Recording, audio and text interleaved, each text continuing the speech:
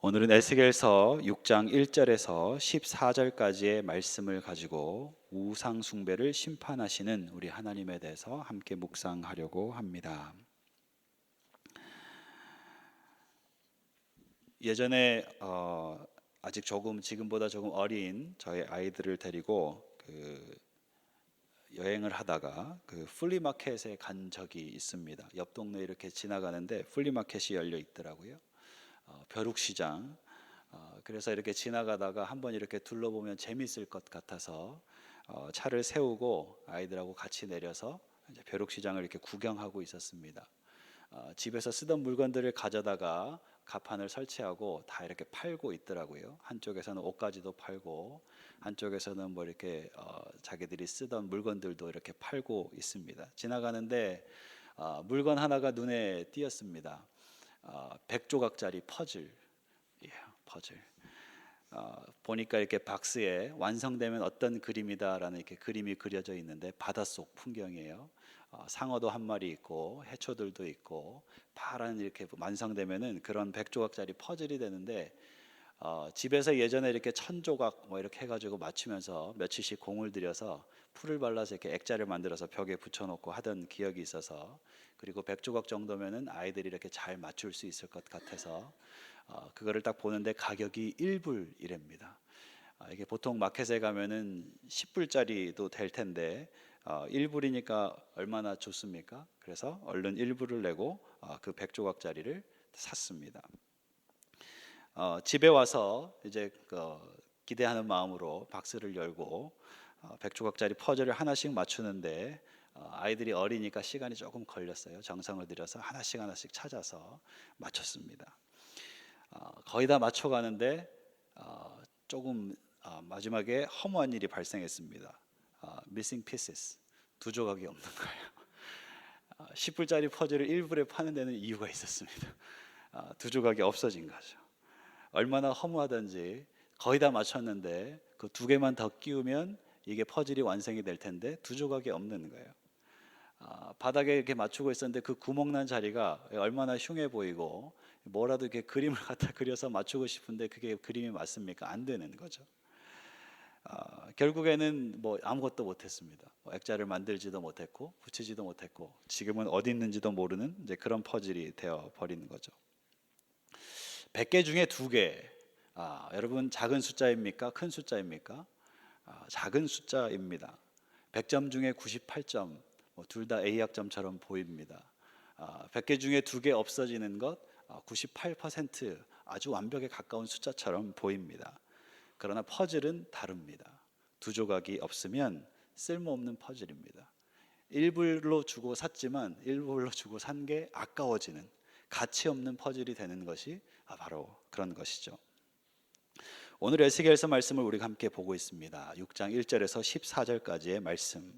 하나님께서 이스라엘 산당에 향해서 주님께서 말씀을 하십니다. 우상의 제단을 흩으시겠다고 말씀을 하십니다.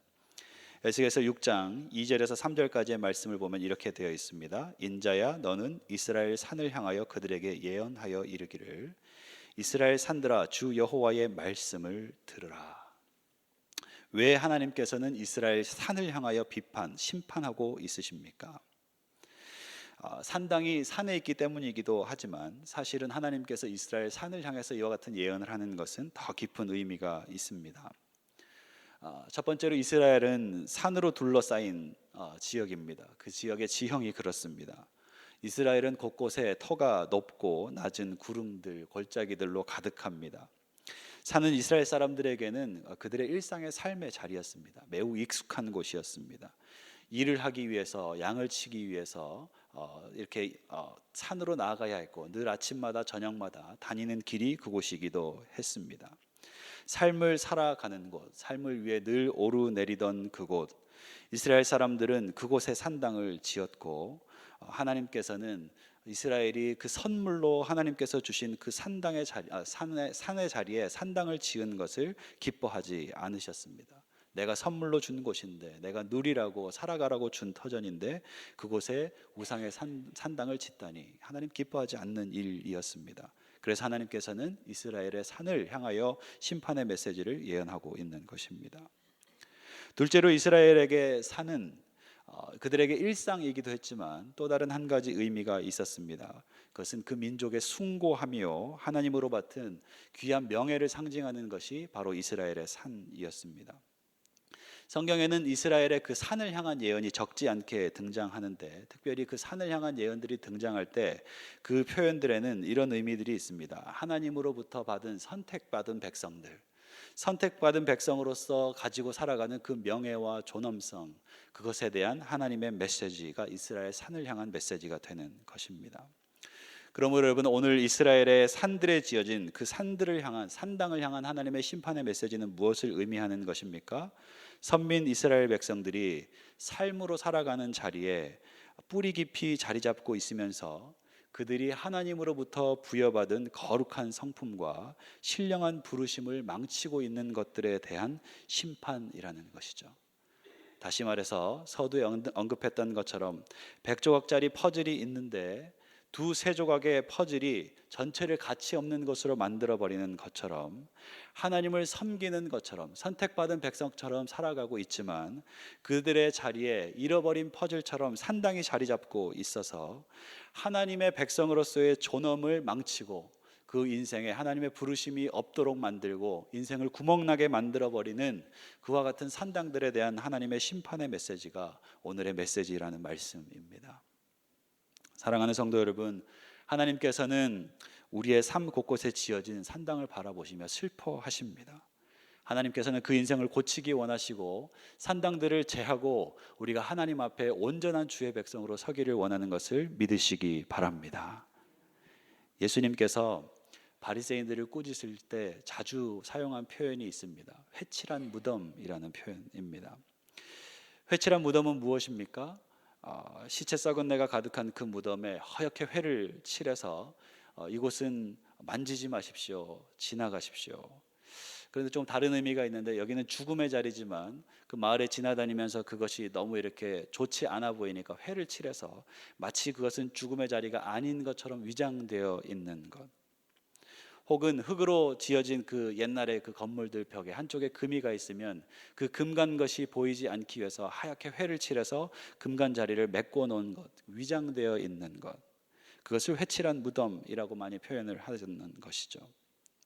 겉은 화려하게 하얀색 분가루로 덮여 있지만 속은 온전하지 않은 것, 그 안에는 썩은 것이 들어있는 것, 이와 같은 바리새인들의 이중적인 모습을 보시면서 질책하실 때 예수님께서는 그 바리새인들을 향해서 회칠한 무덤이다라는 말씀을 하신 거죠. 우리 주님은 우리의 내면뿐만 아니라 겉모습뿐만 아니라 잘 갖추어진, 잘 가꾸어진 그런 외면뿐만 아니라 완전한 우리의 내면의 변화도 원하시는 주님이라는 것을 믿으시기 바랍니다. 주님은 98%가 아니라 100%의 완전한 회복을 원하시는 주님이신 것을 믿으시기 바랍니다. 그렇기 때문에 우리 하나님께서는 오늘 에스겔 선지자를 통해서 이스라엘의 산당을 제하겠다라는 말씀을 하고 계시는 것입니다. 한국에 예전에 그런 사고들이 몇 번 있었습니다. 큰 대교들이 무너지는 사고요. 금간 다리를 그냥 두면 엄청난 사고가 일어나게 되는 것입니다. 다리가 금이가 있으면, 건물이 금이가 있으면 아무리 많은 비용이 들더라도 다 뜯어내고 아무리 많은 먼지가 일어난다 하더라도 공사를 시작해야 합니다. 그것을 다 뜯어내고 수리하고 고쳐야만 무너지는 것을 방지할 수 있고 사람이 죽어나가는 것을 막을 수 있는 것이죠. 여러분, 이 말씀을 듣고 우리의 삶을 한번 바라보기 원합니다. 나는 어떤 사람인가? 과연 나는 문제없는 사람인가? 혹시 회칠한 무덤과 같이, 혹은 내 마음속에 잃어버린 퍼즐과 같이 구멍난 인생은 아닌가? 한번 생각해 보시기 바랍니다. 나는 괜찮다, 나는 건강하다, 나는 이 정도면 괜찮은 사람이다. 여러분, 정말 우리가 건강합니까? 정말 이 정도면 우리가 괜찮은 사람입니까? 믿음 안에서 진짜 강한 사람은 누구입니까? 하나님의 부르심 속에서 진짜 건강한 것은 무엇입니까? 그것은 나 자신을 감추는 것이 아니라 하나님 앞에 담대히 나와서 내 잃어버린 조각들, 내 금간 삶과 직면하는 것, 여러분, 그것이 진짜 건강한 것이고 그것이 진짜 하나님의 회복의 시작이, 그것을 믿으시기 바랍니다. 이스라엘은 스스로 그것을 직면하지 못했습니다. 그래서 오늘 하나님께서는 그 칼이 산당에 내리듯이 하나님의 심판이 그들의 깊은 곳에 관여하시고 하나님의 손으로 그 산당을 무너뜨리는 일을 하고 있는 것입니다. 그러므로 산당을 무너뜨리는 것은 여러분 저주가 아니라 하나님의 축복의 시작의 걸음인 것입니다. 그럼에도 불구하고 심판은 두려운 것일 수밖에 없습니다. 하나님 왜 꼭 심판의 방법만을 사용하셔야 합니까? 라고 우리는 하나님 앞에 되물을 수 있습니다. 하지만 여러분, 이 심판으로 공사가 시작되지 않으면 그 죄의 탑으로 쌓은 산당이 우리의 인생을 무너뜨리고 이스라엘의 공동체를 무너뜨리기 때문에 하나님께서는 그 죄로 만든 산당을 무너뜨리며 그곳에 하나님의 터전으로, 하나님의 온전한 일로 그 땅에 이루기 원하시는 것입니다. 그러므로 하나님의 심판은 참으로 하나님의 사랑으로부터 시작된 것입니다. 그것이 없었다면 우리는 버린 자와 같이 무너진 인생이 될 수밖에 없었는데 하나님의 심판이 있음으로 말미암아 우리가 진정한 회복으로 나아갈 수 있는, 온전함으로 나아갈 수 있는 길이 열리기 때문입니다. 우상 숭배하는 이스라엘이 안전하고 번성한 나라가 되는 것 여러분 상상할 수 있겠습니까? 하나님을 섬기지 않는데 잘 되는 인생 여러분 상상할 수 있겠습니까? 어떤 사람은 그런 사람들도 있던데요. 여러분 그 반문하는 그 마음 속에 이미 사단의 속임수가 자리 잡고 있는 것입니다. 무엇이 가치 있는 인생이고 무엇이 하나님 앞에 빛나는 인생인지에 대해서 우리는 잘못된 생각으로 속고 있는 것입니다. 눈을 가리고 이 땅의 유익을 구하게 하는 것 여러분 그것이 우상이며 그것이 산당입니다. 하나님께서 살게 하시는 곳에서 주님을 온전히 바라볼 수 없는 하나님께는 숨겨진 것 같은 그 작은 영역들 여러분 그것이 우리의 산당입니다. 그것이 우리의 공동체를 무너뜨리고 그것이 우리의 삶을 무너뜨리는 것입니다.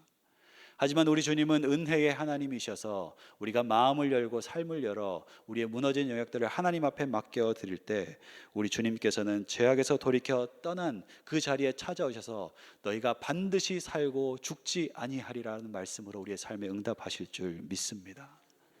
제가 좋아하는 찬양 중에 이런 찬양이 있습니다. Purify my heart. 나의 마음을 정금과 같이 정결케 하소서. 나의 마음을 정금과 같이 정결케 하소서. 뒤에 보면은 이런 말이 있습니다. Refiner's fire. 정제하는 그 금속을 재련하는 바로 그와 같은 불길이라는 표현입니다. 우리 성령 하나님은 소멸하는 불길입니다. 하지만 그 소멸하는 불길 속에 들어가서 소멸하는 것은 우리의 영혼이 아닙니다. 우리의 영혼을 죽게 만드는 그 죄악들이 다 그 불에 타서 사라지는 줄 믿습니다. 오늘 성령 하나님 앞에 나아가서 우리의 마음을 내어드리고 우리의 삶을 구멍내고 있는 그 산당들을 하나님 앞에 내어드릴 때 주님께서는 우리 성령 하나님께서는 우리 가운데 오셔서 그 모든 산당들을 다 불에 태우시고 우리를 하나님 앞에 온전한 순전한 주님의 사람들로 세워가실 줄 믿습니다. 오늘 그 하나님 앞에 우리의 삶을 내어드리며 하나님 내 삶의 산당을 제하여 주옵소서. 우리의 삶을 온전케 하여 주옵소서. 그 작은 것 하나가 하나님 앞에 내 삶을 가치 없는 것으로 만드는데 하나님 오늘 이 아침에 내가 주님 앞에 간절히 기도할 때에 그 모든 산당들이 무너지게 하여 주시고 하나님 보시기에 온전하고 아름다운 삶으로 우리의 삶을 회복하여 주시옵소서. 간구하며 이 하루를 열어가시는 귀하고 복된 성도님들 되시기를 간절히 기도하고 축복합니다.